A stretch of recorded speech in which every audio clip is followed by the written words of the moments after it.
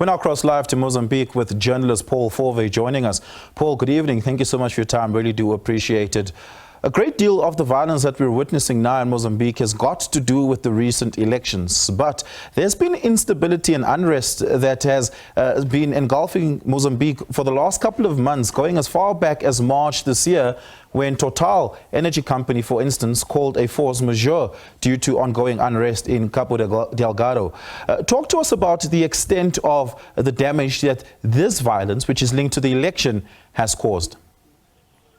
The Cabo Delgado situation has got nothing to do with it. That's completely separate. That's Islamic insurgents. The current situation in southern Mozambique, and particularly in Maputo, is arises basically from accusations of massive fraud in the general elections that were held on 9th of October.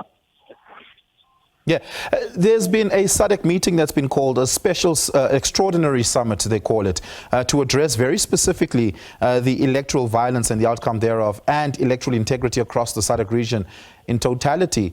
Are there interventions that a multilateral body like Sadak can consider that would restore democratic order? No. Frankly, I think Sadak has almost no role to play in this. What is necessary is for Mozambicans themselves to sit down and work out fix their broken election system. This election system that we have in Mozambique is deeply politicized, and it just doesn't work. And it's open to fraud, and we see the result now. We have completely differing interpretations of the election results from the ruling Frelimo party and from the opposition. I think that if there is going to be a negotiated solution, it will have to be between the opposition and Frelimo. Yeah. Has opposition leader Venancio Mondlane shown any appetite and indication to want to have a negotiation with Frelimo about restoring the democratic order, or is he forging ahead with the ongoing unrest and protests? Well, he's threatening more unrest, but nobody knows what he wants to say where he is. He said he would come back to Mozambique to head the disturbance, which he called March on Maputo, on Thursday, but he didn't turn up. We think he's somewhere in South Africa, but he won't say. And if he shows up in Maputo, he's likely to be arrested on accusations of incitement to violence. Yeah. And he said he was the opposition. He was one of the opposition leaders. By far, not the only one. Yeah. At some point during the course of the previous week, we had seen internet connectivity in Mozambique being shut down and then later restored. Has telecommunications and internet services been entirely restored, and is it fully accessible across the country? No. The internet service is still very unreliable. I can't get various internet services on my computer, I mean, it's a foolish thing for a government to do, to shut down the internet. It won't stop. It won't stop the unrest. And the government doesn't say anything about it, neither do the internet service providers. So we're not sure who to blame. Yeah.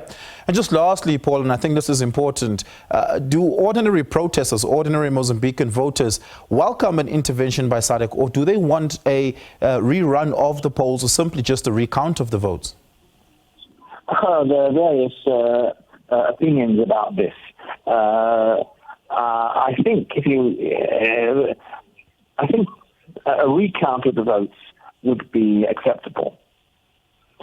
There are some of the opposition parties which are calling to annul the October elections and run the whole thing again. But the problem is that the system is wrong. You have a system, the National Elections Commission, which is deeply politicized. It's run by political parties, not by the public. You don't have anything like an independent election commission like you have in South Africa. No. Yeah. We have an elections commission run by a political party. It really means run by Frelimo. And the appeals body, the Constitutional Council, kind of constitutional court, is also run by Frelimo. So, I mean, the opposition is not very happy. Yeah. What's Frelimo saying, Paul? They must have said something about the incurring in violence. They must have formalized some sort of plan to bring calm to the country. Or is there no political will and appetite for calm at all? Well, the government has gone very quiet. Fortunately, the last 2 days there have been no protests on either on Friday or today. The big disturbance was on Thursday. Now we wait. The next step, the next legal step, is for the Constitutional Council to validate the elections, and nobody knows when that will happen.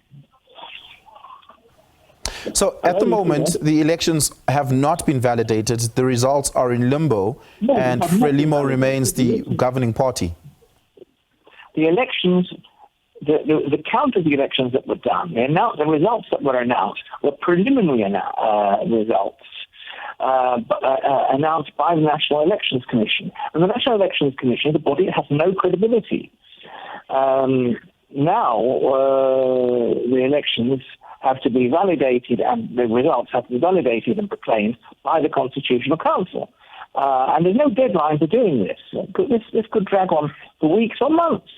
Yeah, this provides an opportunity for those who dispute the election results to make their case before the Constitutional Court, before it declares the elections as valid and standing. Yeah, there are lots of appeals going before the Constitutional Council.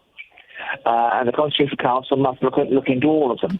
But I'm not very hopeful. The Constitutional Council has 7 judges, and 6 of them are appointed by Frelimo. Right. And just lastly, has Mondlane been shown an appetite to participate in disputing the electoral outcome before the Constitutional Court, or is he recalcitrant to that and prefer to protest? Yeah, I mean, his party, Podemos, has submitted appeals to the Constitutional Council, right. Long written appeals. And Mondlane says that he has the proof, the results sheets from the polling station, which show that he won. But he won't publish them. Just as the CNE, the National Elections Commission, won't publish the results sheets, which it say give a Frelimo victory. So we don't know. We don't have the documentation necessary for this. Yeah. Paul, we're going to have to leave it there. Thank you so much for your time. Really do appreciate it. That is Mozambican journalist Paul Fauvet.